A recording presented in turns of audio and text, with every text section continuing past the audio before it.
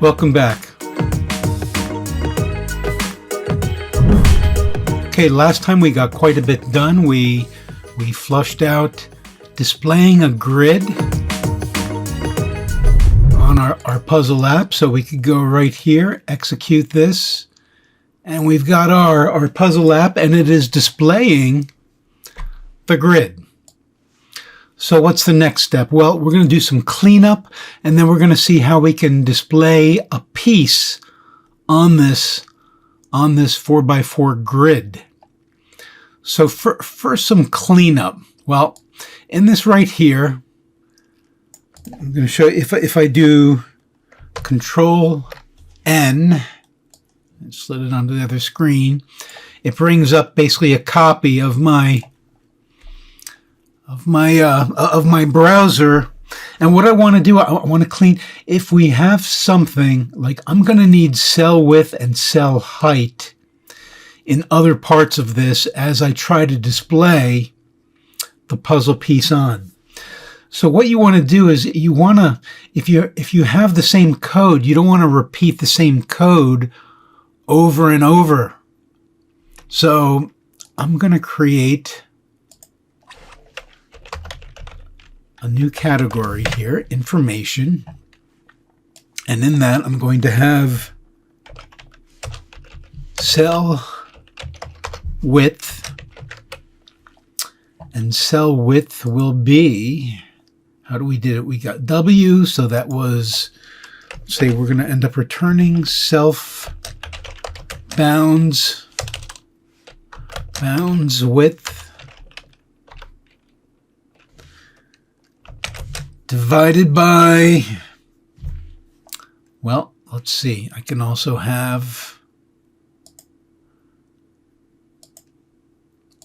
I'll show you some, if you're in the middle, I can make this a comment, and then I can also say matrix size, and say return 4, accept that, that's my matrix size, back to here, click just in between, just inside that, it highlights that. Now if I do the double quote, it unquotes that. So you can do that with anything you highlight. Let me put parentheses, and then if I highlight inside the parentheses, let's try this, and do parentheses, it takes them out. So you can do that with single quotes, double quotes, parentheses. Oh, that's what you most typically use. So divided by self matrix size, and round that to 1. So that's my cell width. I'm going to accept that, and I will do the same for cell height, self bounds height, and accept that. Now, what does that mean I can do here? Instead of having this, all this, let's see, I use cell width here. So instead of having, I can just say self cell width. I can get rid of that, right? Let's see what else. Matrix size. I can say self matrix size. Self matrix size, so I can get rid of that. Cell height, I can say self cell height. Get rid of that. Now notice these are no longer used. So I can get rid of these. That's why they changed the color. And W, and now look at this. I can probably get rid of all of this. Let's check that out. Let's go to accept it. Okay, up by H. Let me. So H, yep, self-bounds width and self-bounds. So we'll leave those there. So we've simplified that. We could even make well, this is pretty straightforward. Self-bounds width and self-bounds height. So we'll leave that, but we could even, if we wanted to, you know, make width self-bounds width just like that, so we can get that anytime. And then, but you see, it doesn't save a whole lot. It would just be self width, and that works fine. But lots of time. So look how much we've simplified this already. And we probably do want to have the W and the H since we use, let's see, where do we use the, let me do that. Okay, oh, there's the W and the H we use. Okay, so that's a little simplification. What's next? Well, let's go back to our app here. Remember, we said in our initialize, our model is a 15Puzzle model, and the view is a 15Puzzle view. There's another piece to hooking this up, and that is, in Model View Controller, the view knows who its model is, and that's part of the architecture. So here I'm going to say the 15Puzzle view, I'm going to create the view with the model 15Puzzle model. And I'm going to accept that. Now this should work. It shouldn't really have changed this, okay? But now if I go back into the view and I'm displaying stuff, I can ask the model for information. So I displayed the grid. How about self display puzzle pieces? Oh, that's what we want to do, right? Display puzzle pieces on the graphics context. Let's accept that. Now we actually want to create that method, display puzzle pieces on GC. And here I can say puzzle pieces gets self model, because now I know my model, and I can ask, remember before we created model understands puzzle pieces, and we actually initialized it to new puzzle pieces, which, what does that look like? Inspect a single puzzle piece with the number 7 and this position. So I can say self model puzzle pieces, tab, period. Okay, that gives me my puzzle pieces. I hit Control S, which is the same as saying accept, and this is going to be a temporary variable. So there's my puzzle pieces. What else might we need? Well, remember when we display grid on, we could say, hey, display a rectangular border in my bound. So this is a rectangle. Bounds is a rectangle. We'll probably want a rectangle for a puzzle piece cell. So what we might want to get is let's see, a cell box for a point, okay, where the puzzle piece is. And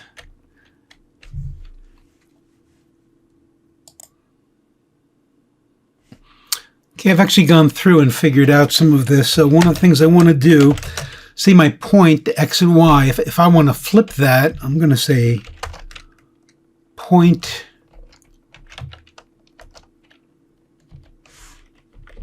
transpose X and the Y. Just made it easier for my calculations. My cell box, that's going to be a temporary variable. let's see, is going to be x minus 1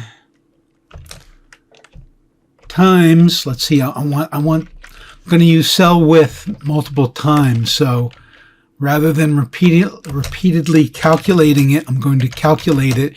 Remember, we created this as a method, and we could repeatedly call that method, but it's doing the calculation each time.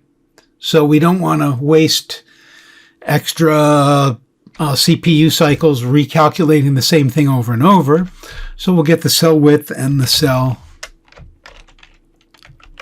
height. We'll calculate that once and then reuse it. Okay, x minus 1 times the cell width at, this is a way, so this is going to be the x, and then we're going to have the y to create a point. Y minus 1 times the cell height. So that's going to be the upper left part of the box. Creating a rectangle, there's multiple ways to create a rectangle, and you can say a point. Let's do this, a point. So if we say 0 at 0, that's a point. Let's inspect it. It's a point, 0, 0. Corner 10 at 10, and what do you think that'll create? I would guess a rectangle whose origin is 0, 0, and the corner is 10, 10. So that is what we're doing here. So this is the calculation for the point, the origin, and then we're going to say the corner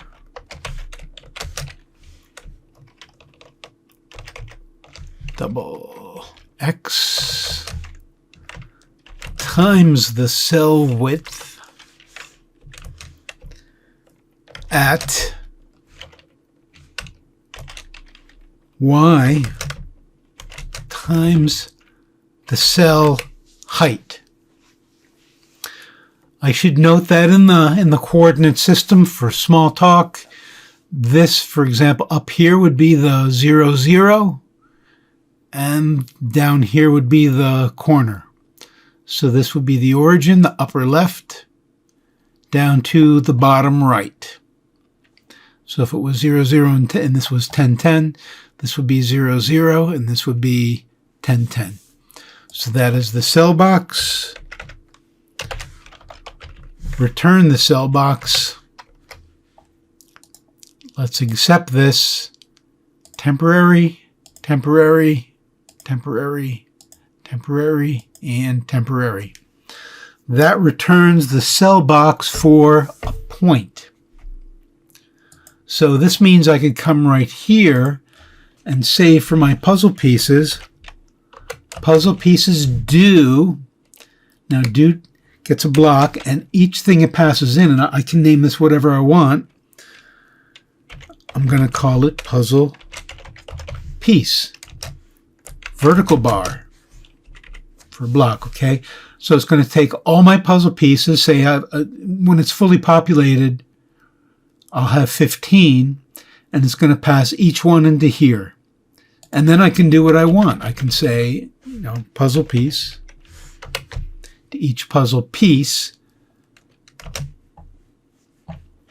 I can get the, let's see, how would I get the cell box for it? I would say cell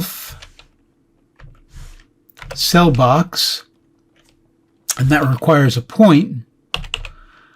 So I'm going to say to the puzzle piece,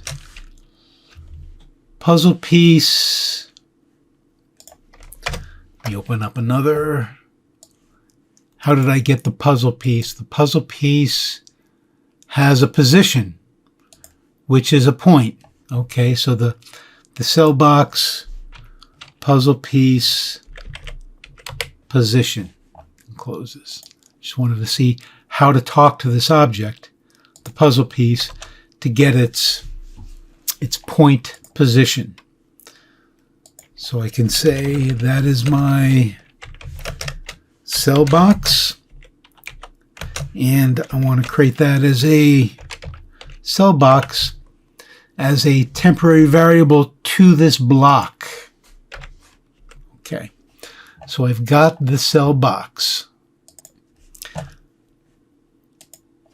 Let's put in a color. Let's say the graphics context, your paint, is going to be the color value yellow, period. Okay. I'm going to say to the cell box, well, we've got a border with the grid. So if we want to make the box a little bit smaller, we can say the cell box, something we can say inset by. Say I want to inset that by 2 at 2. So it'll inset it all around by 2. So we can maintain the nice border. Now, if I want to put this in parentheses right here, I can go Control Shift and right arrow. Now that's what I want to be in parentheses, then parenthesis, and it puts that whole thing in parentheses. What I can say to this rectangle is display filled on. Now there's filled on and stroked on. Stroke does the border. Filled on fills the whole contents of the rectangle. So I am going to choose filled on. So rectangle, display filled on the graphics context, which by the way, we made the paint yellow. So let's accept this. Okay, moment of truth. Let's opening up our 15Puzzle app. There it is. Okay, we inset this so we didn't make these border lines yellow. We inset it by a little bit, and we have that one puzzle piece, which is right here, and the value is 7. So we want that to show 7. Okay, let's do a little more. Let's say the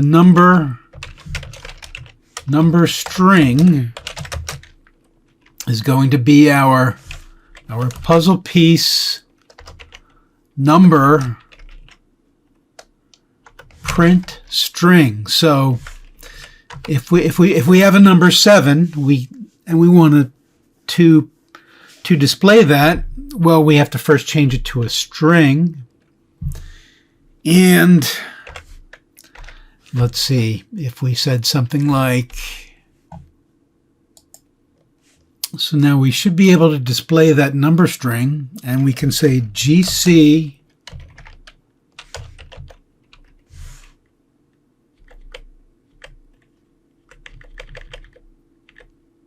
there we go, display string. What are we going to display? We're going to display number string. I'm not sure exactly where I want to put this yet, so let's say cell box center. Okay, I don't want to make this a temporary variable up here, but I'm gonna put it here because this should be local to the block. Let's close this. Let's reopen this, and we don't have anything. How come? Let's take a look. Well, we made this yellow, and then if we're displaying, so the background is yellow, and then our number is yellow. Let's see if that's the problem. So if we say GC paint color value black, period. Accept that. Let's see how that works for us. Ah, there is the 7. Okay, let's make it larger.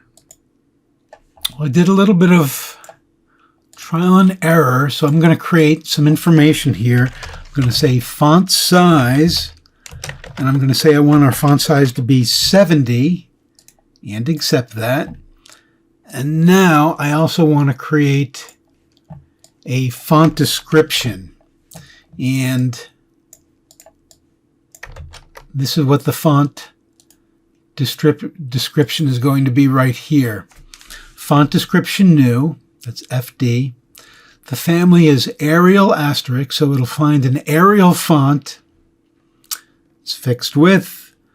Self font size, that'll be 70, and that will be the font description. Then what I want to do in our display on, I want to set that. So I want to say to the graphics context, your font, and I'm going to tell the graphics context to find the font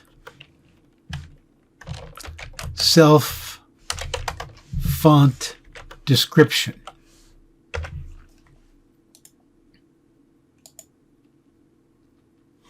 Now, one of the things you may think, well, how do I figure these things out? Well, here's the thing with Smalltalk.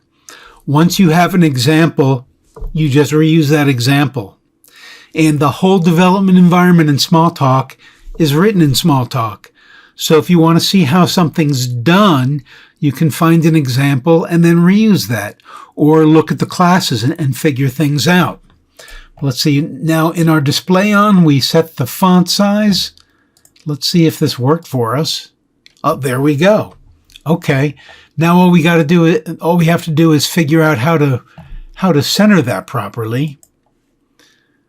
We'll go back to our puzzle pieces, and I figured out, let's see, an offset, and I'll make that a local variable to the block.